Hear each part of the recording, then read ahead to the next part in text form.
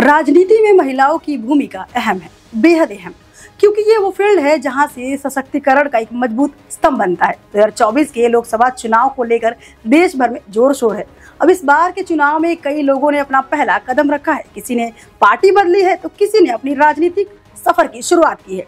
इस सफर में कितनी महिलाओं का नाम जुड़ा है, इस पर एक नजर डालते हैं। बांसुरी स्वराज, ये वो नाम है जिन्होंने राजनीति में आने से पहले राजनीति को बहुत करीब से देखा है। भारत की राजनीति में मुख्य भूमिका निभाने वाली सुषमा स्वराज ने न सिर्फ देश बल्कि विदेश में भी अपनी बातों को बेबाकी से रखा। इस चुनाव में सुषमा स्वराज की बेटी बांसुरी ने राजनीति के गलियारों में कदम रख दिया है। बांसुरी स्वराज पेशे से वकील है। वो इंग्लैंड की यूनिवर्सिटी ऑफ वॉरविक से इंग्लिश लिटरेचर में ग्रेजुएट है। इसके अलावा बांसुरी ने लंदन के BPP लॉ स्कूल से कानून और ऑक्सफोर्ड विश्वविद्यालय में मास्टर की डिग्री भी हासिल की है।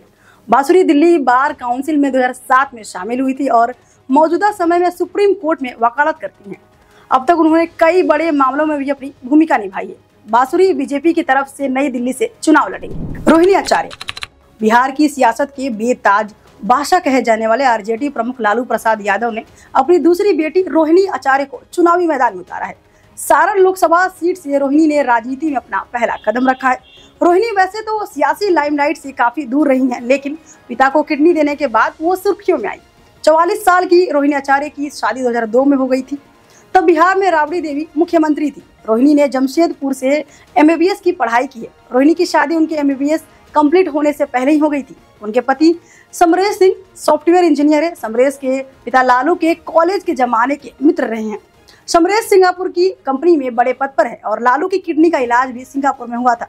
रोहिणी आचार्य लालू यादव की दूसरी बेटी हैं। बड़ी बेटी मीसा भारती राज्यसभा की सांसद हैं और वह तीसरी बार पाटलिपुत्र लोकसभा सीट से चुनाव लड़ने की तैयारी कर रही हैं। जबकि रोहिणी अब तक न कोई चुनाव लड़ी है और न ही कभी चुनाव प्रचार में सक्रिय तौर पर नजर आई हैं। यह पहला मौका है जब लालू रोहिणी को चुनावी अखाड़े में उतार रहे हैं। लालू प्रसाद यादव ने अपने करियर की शुरुआत जिस सीट से की थी, उसी सीट से रोहिणी आचार्य अपना भाग्य आजमाएंगे। शांभवी चौधरी, शांभवी इस लोकसभा चुनाव के उम्मीदवारों में सबसे यंगेस्ट चेहरा है। अशोक चौधरी की बेटी शांभवी चौधरी 2024 के लोकसभा चुनाव में अपनी सियासी पारी का आगाज करने जा रही है। उन्हें समस्तीपुर लोकसभा सीट से चिराग पासवान ने प्रत्याशी बनाया है। लोकसभा चुनाव में सबसे कम उम्र की कैंडिडेट है।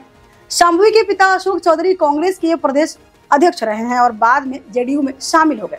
दिल्ली विश्वविद्यालय के लेडी श्रीराम कॉलेज और दिल्ली स्कूल ऑफ इकोनॉमिक्स से शांभवी ने पढ़ाई की है और अब सियासत में कदम रखा है। समस्तीपुर सीट से वो किस्मत आजमाएंगे। कंगना रनौत, कंगना को लेकर चुनाव से पहले कुछ सुर्खियां बनी, लेकिन ये सुर्खियां उनके किसी नई फिल्म को लेकर नहीं थी, बल्कि राजनीति में उनके कदम को लेकर थी।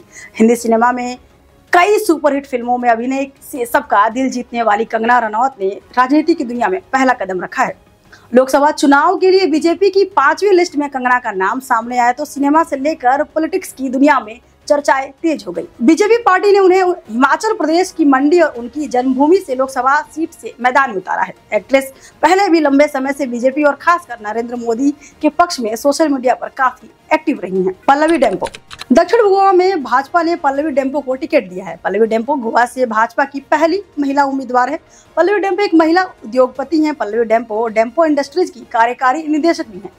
पल्लवी डेम्पो इंडस्ट्रीज में मीडिया और रियल एस्टेट ब्रांच को संभालती हैं। पल्लवी डेम्पो मोडा गोवा फाउंडेशन की ट्रस्टी भी हैं। उनके पास पार्वती बाई चौगुले कॉलेज गोवा से रसायन विज्ञान में स्नातक की डिग्री और MIT पुणे से MBA की डिग्री हासिल है।